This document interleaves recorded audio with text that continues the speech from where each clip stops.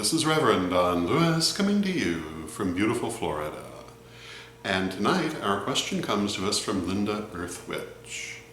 And Linda Earthwitch has a follow-up question to last night's vlog question, which had to do with the Correllian view on suicide. And Linda asks if I can speak in the same way to the Correllian view on the spirits of animals which cross over, particularly those with which we have had close relationships. And indeed, I can do that. And generally speaking, I think what Linda's really asking is, if we have a particular pet that we have been very closely attached to, will it be there waiting for reunion in the afterlife? And my answer is I see no reason why on earth it would not be.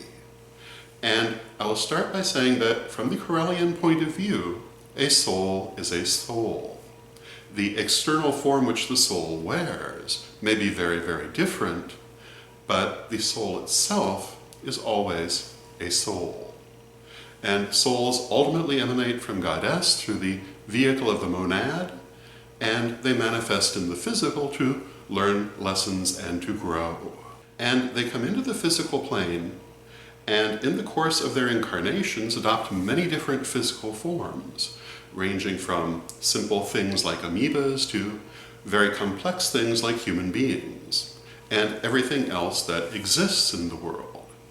And yes, these souls are at different points in their personal journeys, but they're not otherwise different from one another. So, your beloved animal companion has a soul that's just like your own.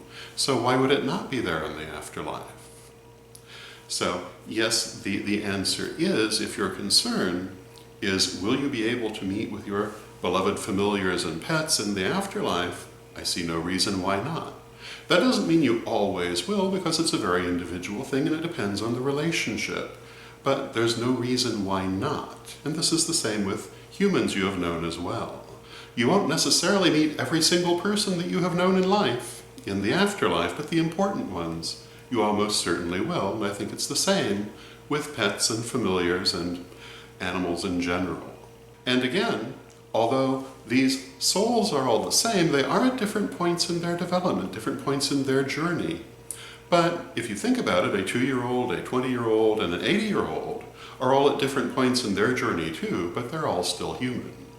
And so a soul that has just had a life as an amoeba versus a soul that's just had a life as a cow versus a soul that's just had a life as a science professor are in very different places in their journey, but they're all still souls, and no reason they should not meet all in the same place. I do not believe that animals go to their own different place, because I don't believe that they're different. They're simply at a different place in their journey, though they may congregate. And there are different places in the afterlife where people or animals may go who have had shared experiences or shared expectations. But that doesn't mean they also can't be other places in the afterlife as well. I think that just as this world, there are many different places, but you can travel. So, what I would say is that the soul of the animal certainly does cross over into the spirit world, and it certainly does go on, and no reason at all that you might not be reunited with it, but you may find that it is not exactly as you knew it, because again, the soul is the same as your own. So while you might at first find the interaction just as it was in life, soon enough you would realize that the higher self of that animal is not different than the higher self of yourself. And the nature of the communication might become considerably more sophisticated. But that's not a bad thing. Now, one major difference I will point out is that that last life which the soul has led will maintain its integrity for a certain amount of time, but I don't know that it's a uniform amount of time between, say, for example, a rock, a tree, an animal, a person. I think that the different levels of individuality may be more pronounced, the different levels of self-awareness may be more pronounced, and this will make a difference to how long the soul will retain that form, but I would imagine that just as with a human, some aspect of that form is always there. So these would be my thoughts on the matter. I hope you find them helpful, and until next time, may you blessed be. Hello, this is Reverend Don Lewis coming to you from witchschool.com. Are you looking for the best in pagan and magical education? With more than 12,000 pages, witchschool.com is like having your own personal library with individual learning assistants to help you study. And Witch School's Anyone, Anytime, Anywhere education system is available any place on Earth, anywhere you are and anytime you want it, as long as you have an internet connection.